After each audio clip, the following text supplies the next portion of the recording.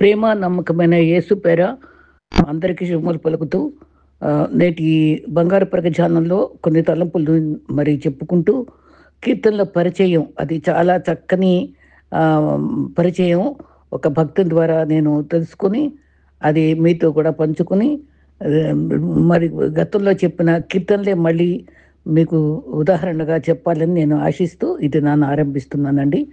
ప్రభు ఎంతో చక్కని తలంపులు మనకి ఇస్తున్నారు.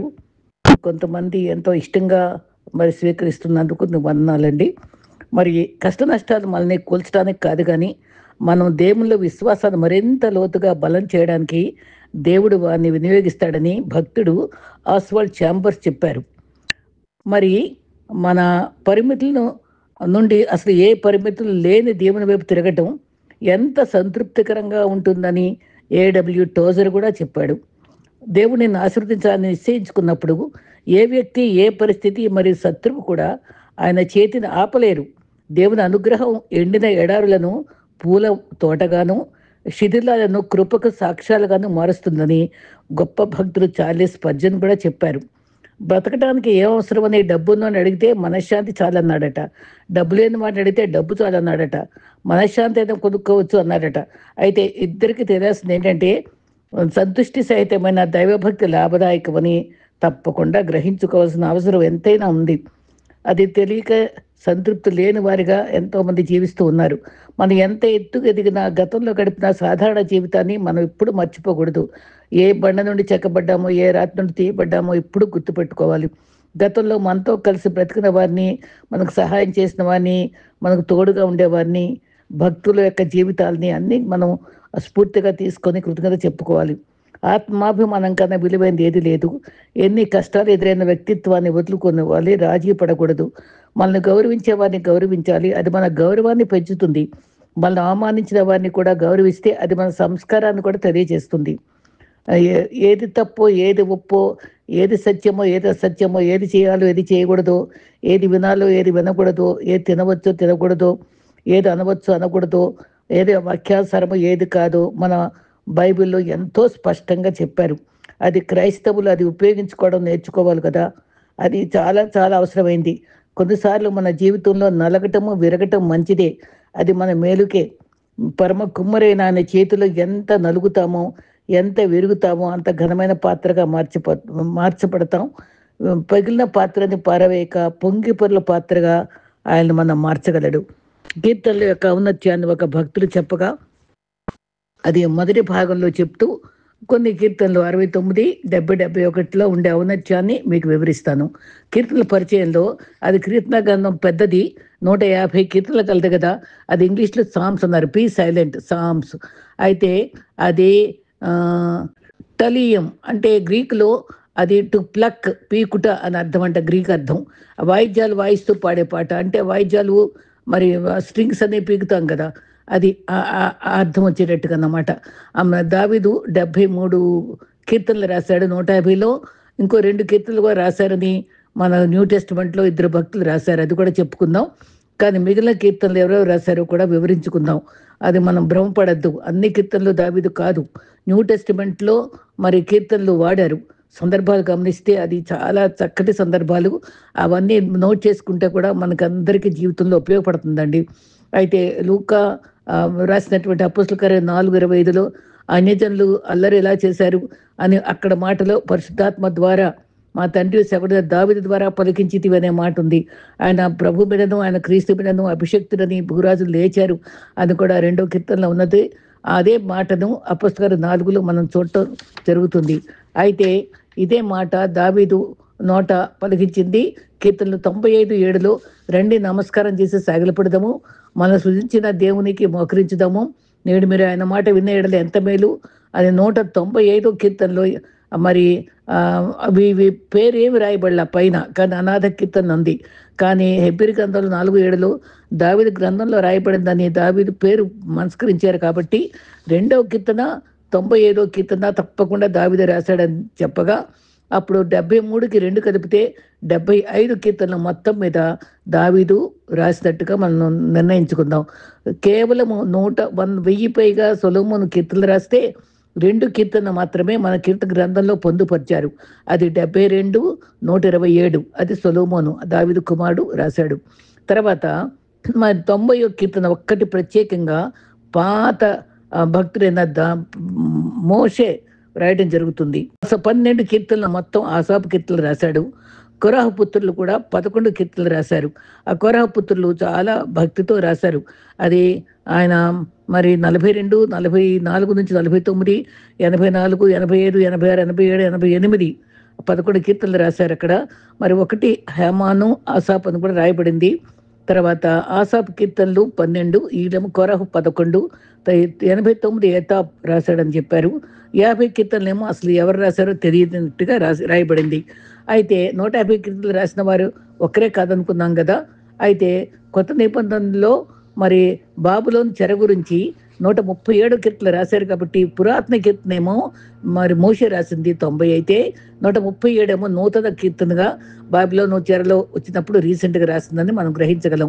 అది 1443లో మోషే రాస్తే మరి ఈ బాబిలోను టైంలో బీసీ 537 అంటే 1000 సంవత్సరాలు తేడా ఉందండి.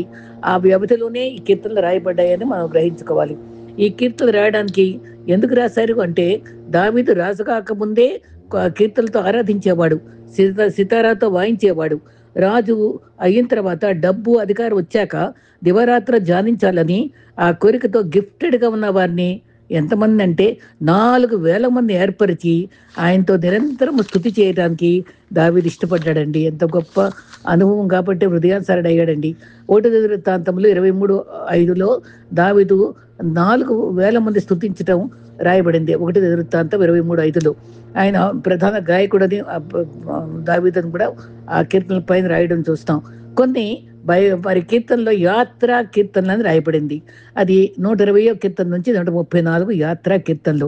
ఎలా వచ్చిందంటే ఇశ్రాయేలీయులు యెరూషలేముకి వచ్చి ఆరాధించేవారు కదా, ఆ దారిలో పాడుకునే పాటలు అన్నమాట యాత్రా కీర్తనలు. కీర్తన గ్రంథంలో ఓల్డ్ టెస్టిమెంట్లోని మరి హెబ్రీలోని న్యూ టెస్టిమెంట్లో ఓల్డ్ టెస్టిమెంట్ ఏమో హెబ్రీలో రాయబడింది కదా, న్యూ టెస్టిమెంట్ ఏమో గ్రీక్లో రాశారు. మనుషులు చేతితో రాశారండి. మోషే కళ్ళల్లో ఆ జంతు చర్మాలపైన చెట్టు బెరడుపైన రాశారు. కొన్ని కుమ్రాన్లో మృత సముద్రంలో అక్కడ మరి బాటిల్స్లో పెట్టి గుహల్లో మరి జాడీల్లో పెట్టి భద్రం చేసిన అన్నీ కూడా దాంట్లో కూడా మనకి కొన్ని బైబిల్ ప్రతులు ఉంటాయి. అన్నిటికంటే దొరికినటువంటి ప్రతుల్లో కీర్తనలు ఎక్కువ దొరికినాయి ఏంటంటే ఇలా రాయబడినాయి. చూడండి ఎంతగా వాడారనమాట. అప్పుడు చేతి వ్రాతల ప్రతులు అక్కడ ఉన్నాయి అన్నమాట. అయితే ఈ బైబిల్ కీర్తనలో 5 భాగాలు 5 కాండాలకు గుర్తుగా రాయబడింది. 5 కాండాలు ఏంటండి? ఆదికాండం, నిర్గమకాండము, సంఖ్యాకాండము, మరి లేవికాండము, ద్వితీయోపదేశకాండం, వీటిల్లో 5 కాండాల గురించి 5 స్కందాలుగా 1 నుంచి 41 కీర్తనల వరకు ఒకటో ప్రథమ స్కందము, రెండవది 42 నుంచి 72 వరకు ద్వితీయ స్కందము అక్కడ రాసి ఉంటుందండి. చూడండి బైబిల్లో 73 నుంచి 89 వరకు తృతీయ స్కందము, 90 నుంచి 106 వరకు 4వ చతుర్థ స్కందము, 107 నుండి 150 వరకు పంచమ స్కందము అది రాయబడింది. అది మన కాండాలకు గుర్తుగా రాయబడింది. ఎంత పద్ధతిగా ఉందండి. యూతుల అభిప్రాయంలో తొర అంటే ఈ 5 కాండాలు అవి సూచిస్తాయి. పెద్ద కీర్తన 119, చిన్న కీర్తన 117. హెబ్రీ అక్షరాలు గమనిస్తే మన తెలుగులో 56 అక్షరాలు ఉన్నాయి కదా, మరి ఇంగ్లీష్లో 26, హెబ్రీలో 22 ఉన్నాయండి. 22 భాగాలుగా మరి ఈ కీర్తనల గురించి ఒక్కొక్క భాగంకి కొన్ని 8 చొప్పున సెట్ చేసి దానికి వీళ్ళ 22 పెడుతూ ఆలెఫ్ మొదటిది, తర్వాత బెత్ అనే రెండవది, అట్లాగా ఒక్కొక్క విభాగానికి ఆల్ఫాబెట్స్ పేర్లు పెట్టి ఉన్నాయండి. ఎంత ఆశ్చర్యంగా పెట్టారో చూడండి. అక్కడ అన్నీ కూడా దేవుని చిత్తంలో అన్నీ క్రమంగా ఉన్నాయండి. మరి ఈ ప్రతి కీర్తనలోనే ఆత్మీయంతో నింపబడిన కీర్తనలే ఉన్నాయండి. దావీదు రాసినవి ఎక్కువ ఆత్మీయంగా పరిశుద్ధాత్మ అభిషేకంతో ఉన్నట్టుగా మనం గమనిస్తాం. ఎంతో అనుభవపూర్వకంగా రాసిన కీర్తనలు అవి. ఆరాధన, బాధ అన్నీ రాసుకున్నాడండి. స్తుతి అంతా కూడా అన్ని సందర్భానుసారంగా రాశాడు. ఓల్డ్ టెస్టిమెంట్లో క్రీస్తు ప్రస్తావన మనం ఒక్కసారి క్రమంగా చూసుకుంటే 2వ కీర్తన 7వ వచనంలో ఉన్న మాట మత్తయి 3:15లో ఉందట. 8వ కీర్తన 6వ వచనంది హెబ్రీ 7:8లో ఉంది. 16వ కీర్తన 10వ వచనము మార్కు 16:6-7లో ఉంది. అదే రీతిగా 22:1లో మత్తయి 27:4-6లో ఉంది. 46వ వచనంలో 22వ కీర్తన 16వ వచనం యోహాను 10 25, 27లో ఉంది. కీర్తన 22:18 మత్తయి 27:35లో ఉంది. కీర్తన 34:20 వచనం యోహాను 19:32లో ఉంది. 40వ కీర్తన 7-8 వచనాలు హెబ్రీ 10:7లో ఉంది. 41వ కీర్తన 9వ వచనం లూకా 22:48-49లో ఉంది. 68వ కీర్తన 18వ వచనం మార్క్ 16:19లో ఉంది. 69వ కీర్తన 21 మత్తయి 27:34లో ఉంది. 110:1 మరి కొత్త నిబంధన మత్తయి 22:44లో ఉంది. 110వ కీర్తన 4వ వచనము హెబ్రీ 5:6లో ఉంది. 118వ కీర్తన 22 మత్తయి 21:42లో ఉంది. ఈ రీతిగా ఓల్డ్ టెస్టిమెంట్ కీర్తనలు క్రీస్తు గురించి సఫలమయ్యాయి. అది గతంలో, ప్రస్తుతము, భవిష్యత్తు కూడా వివరించబడింది. కీర్తన ఒక్కటే.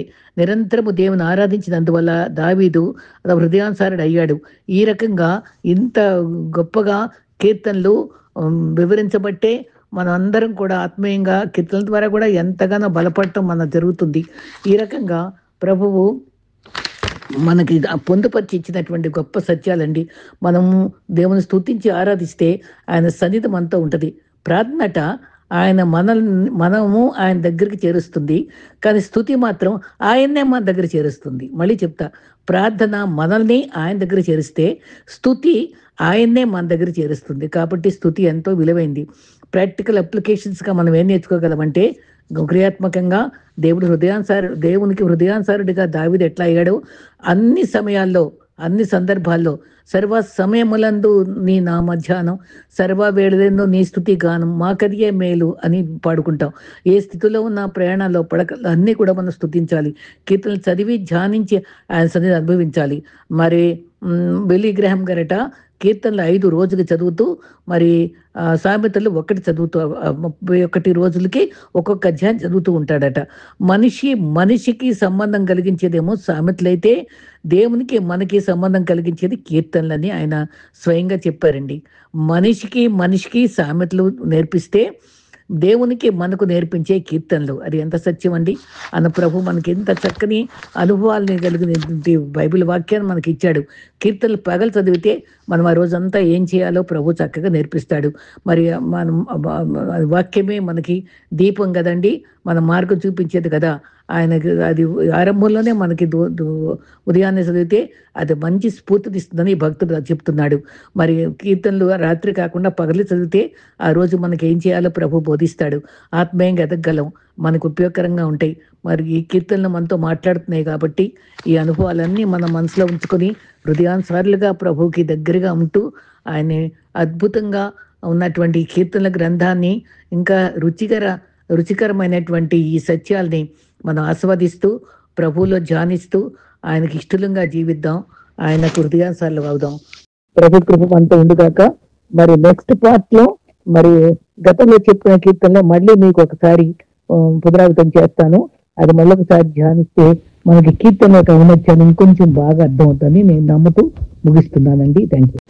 ప్రేమ నమ్మకమైన ప్రభువైన యేసుక్రీస్తు నామంలో మీకు శుభములు పలుకుతూ ఈ దినాన్న మరి బంగారు పరగలో కొంత భాగం చెప్పుకుని 69లో మరి కొంత భాగాన్ని 70-71 దాని వచనాల్ని మనం చెప్పుకుందామండి.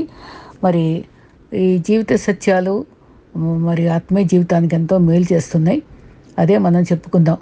మరి చిన్న కాంతి కిరణము ఎంతో చీకటిని, ఆ నీడల్ని తరిమి వేస్తుంది కదా. దేవుడు కొన్నిసార్లు మనం ముంచుటకు కాదు కానీ మనల్ని కడిగి పవిత్రులను చేయుటకే మరి అని మనల్ని ఏ బాధలో ముంచినా అది మనం గ్రహించుకుని ప్రార్థించి దేవునికి సన్నిహితులంగా ఉండటానికి ప్రయత్నించాలి. ప్రార్థనలో మరి దేవునితో మనం ఎంతగానో సంభాషిస్తూనే ఉంటాం. మరి ప్రభువుని ప్రేమిస్తూ ముందుకు సాగుతూ ఆధ్యాత్మిక క్రియారూపకంగా ఉండాలంటే మరి గమ్యము ప్రేమ ప్రభావమే కనుక క్రీస్తు ప్రేమతో నిండిందని మనం నమ్ముకోవాలి. జీవితంలో మరి మానవత్వం అనేది మాత్రం కులమునకు అతీతమైంది. ఒకే మతం, అదే ప్రేమ మతం. అందరికీ ఒకే భాష ఉంది. అదే మనసుతో మాట్లాడగలిగేది.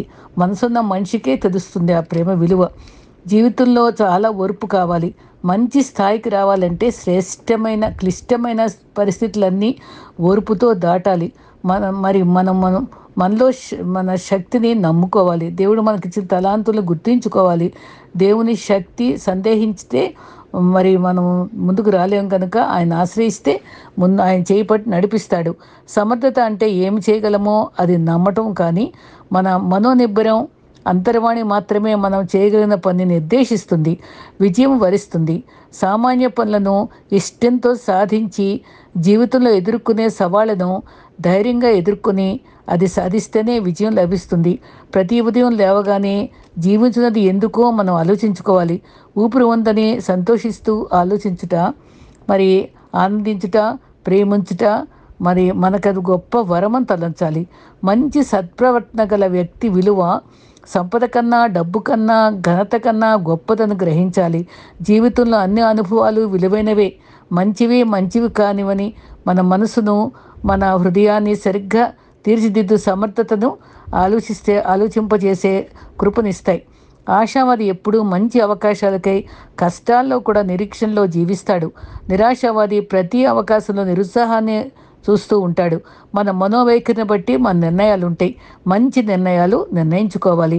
అది దేవుని యందు భయభక్తులు కలిగితే జ్ఞానావగాహాలు లభిస్తాయని నమ్మాలి. నజరేతులో ఒక నిరుపేద కుటుంబంలో పుట్టిన యేసు అనే వ్యక్తి ఈ చరిత్రలోనే తిరుగులేని అధిపతిగా మారుట ఆశ్చర్యం కలిగిస్తుంది అని ఇంగ్లాండు చరిత్రకారుడు వేల్స్ తెలిపాడు. దేవుడు మనకిచ్చిన ఉత్తమ బహుమతి 66 పుస్తకాలు కలిగిన పరిశుద్ధ గ్రంథము. అది దేవునికి మనిషికి మధ్య అనుసంధానంగా నిలుస్తుంది.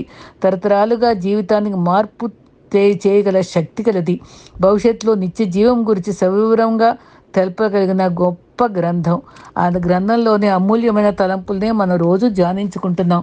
ఈ దినాన ఈ కీర్తనల ధ్యానాల్లో ఎలా మనం ప్రభుని ఆరాధించాలి, ప్రభుని ఎలా సేవించాలి అనేటువంటి అనుభవాల్ని మనం చక్కగా నేర్చుకోగలుగుతున్నాం. 69 చివరి భాగంలో 22-36 వరకు మొదలుపెట్టుకోవాలి.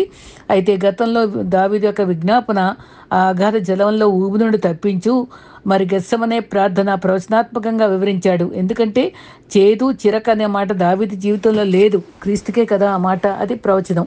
22-28 వరకు యేసును సిలువకు అప్పగించిన వారి దుర్గతి తెలిపాడు. నీవు మొత్తిన వారిని వారు తరుముతున్నారు, నువ్వు గాయపరిచిన వారి వేదన వివరించున్నారు. 27-28లో దోషము మీద దోషము వారికి తగలనిమ్ము, నీ నీతి వారికి అందచేయకుము, జీవగ్రంథంలో వాళ్ళ పేరు తుడిచివేసాయి. మోషే దావీదు అసలు ఆ మాట ప్రకటనలో ఉంది, కానీ మోషేకు దావీదుకి ఎలా తెలిసింది? పరిశుద్ధాత్మ ద్వారా వారితో పలికించిన మాటలే కదా. అది ప్రవచనాత్మకంగా వివరించారు. 29-33 వరకు ఖైదీల్లో చూసేవారు కూడా వాళ్ళకి తృణీకరించారని కూడా దాంట్లో వ్రాయబడింది. చివరకు సేవకుల సంతతిని స్వతంత్రించుకుంటారు, ఆయన నామము ప్రేమించేవారు అందులో నివసిస్తారు, సియోనులో నివసిస్తారని అర్థము. దేవుడు సియోను రక్షిస్తాడు, ఆయన యూదా పట్టణంలో కట్టిస్తాడు, జనులు అక్కడ నివసిస్తారు, అది వారి వశమవుతుంది. రెండవ రాకడలో జరగబోవు మిలీనియం ప్రవచనాలనే దావీదు 69లో రాశాడు. 70 చాలా చిన్నది, 5 వచనాలే ఉందండి. దానిలో 9 విజ్ఞాపనలు ఉన్నాయి. ఆ 9 విజ్ఞాపనలు మనం ఎంతో చక్కగా వివరించడం జరుగుతుంది. అది విజ్ఞాపనే. దేవా నన్ను విడిపించడానికి త్వరగా రమ్ము. 1, యెహోవా నాకు సహాయం, నాకు త్వరగా రమ్ము. నా ప్రాణం తీయగోరు వారు సిగ్గుపడి అవమానం పొందుదురుగాక, నా కీడు చేయవారు వెనుకకు మళ్ళీ సిగ్గునందుదురుగాక. 4, ఆహా ఆహా అని పలుకువారు తమకు కలిగిన అవమానం చూసి విశ్వమందుదురుగాక. 4, నిన్ను వెతుకువారు దీన్ని గూర్చి ఉత్సాహించి సంతోషించుదురుగాక. 6, నీ రక్షణను ప్రేమించువారు అందరూ దేవుడు మహిమపరచుగాక, నేను నిత్యము చెప్పుకుందురుగాక. నేను శ్రమల పాలే దీనుడినైతిని, నన్ను రక్షించుటకు త్వరపడి రమ్ము. నాకు సహాయకం నీవే, రక్షణకర్తవు నీవే, యెహోవా ఆలస్యం చేయకు. ఈ రకంగా మనం 9 విజ్ఞాపనలు మనకి స్పష్టంగా 70 కీర్తనలో చెప్తాడు. నిజంగానే యెహోషాపాతు కూడా యుద్ధం చేసినప్పుడు ఆ స్తుతితోటే తను జయించుకొచ్చాడు. పౌలు కూడా యుద్ధోపకరణాలు, స్తుతి, ఆరాధన, పోరాడేది మనం దురాత్మ సమూహాలని మనం స్తుతి ఆరాధనతోటే జయించగలం. హృదయపూర్వకంగా మనం శ్రమలు వస్తే మాత్రం ఒక దారిలో వస్తే 7 దారుల్లో తొలగిపోద్ది ఆయన స్తుతి వల్ల. అత్యధిక అభిషేకం ఇస్తాడు. ఆయన బాటలో నడిస్తే ఆయన ఆరోహణంలో అనుభవిస్తాడు. అందుకే మనం ఏం చేయాలి? ఆయన ఇంటిని గురించిన ఆసక్తి మనకు కావాలి. ఆయన రాజ్యాన్ని నీతిని వెతకాలి. ఆయన సువార్త బోధించే వారంగా ఉండాలి. ఒక భక్తుడు అన్నాడు, ఊపిరి ఉన్నంత వరకు సువార్త చెప్పాలి, ఊపిరి పోయాక దేవునికి లెక్క చెప్పాలి. ఎంత మంచి మాట అండి. మళ్ళీ చెప్తాను, ఊపిరి ఉన్నంత వరకు సువార్త చెప్పాలి, ఊపిరి పోయాక దేవునికి లెక్క చెప్పాలి. ఇక 71వ కీర్తన చెప్పుకుందాం. అది అది 24 వచనం ఉందండి. అందునే ధ్యానాల్లో ఇది ఎవరు రాశారో పేరు రాయల ముందు. అది అనాథ కీర్తన అంటారు, అంటే ఆర్ఫన్ సాంగ్స్. అది కానీ ఈయన మాటలను బట్టి వృద్ధుడే రాసుంటాడని చెప్పారు. కానీ ఈ సంకల్పన, ఈ కూర్పు అంతా కూడా ఎజ్రా నెహెమ్యాలు ఎన్నో కీర్తనలో 150 మాత్రం చక్కగా కుదించి పెట్టారు. ఇది అనాథ కీర్తన. 75 కూడా అది అనాథ కీర్తనే, పేరు లేదు. కానీ పెద్ద వయసే ఉన్నవాడే రాసుంటాడని మాత్రం విశ్వాసిగా, మళ్ళీ చక్కటి పరిణితి గల విశ్వాసిగా మనం గుర్తిస్తాం. చక్కటి మాటలు ఉన్నాయి. పెద్ద వయసు విడనాడవద్దు పెద్ద వయసులో అన్నాడు. దేవుని పరిశుద్ధాత్మ ఆత్మీయత మరి అభివృద్ధి గలవాడే గనుక విజ్ఞాపనలు అన్నీ కనిపిస్తాయి. కీడు నుంచి తప్పించు, దుష్టుల మార్గాల నుంచి మరి తప్పించి నాకు శరణజొచ్చాను, ఆశ పెట్టుకున్నాను. తల్లి గర్భంలో పుట్టినప్పటి నుంచి వృద్ధాప్యం వరకు నీవే కదా నాతో ఉన్నావు అని చక్కగా చెప్పుకున్నాడు.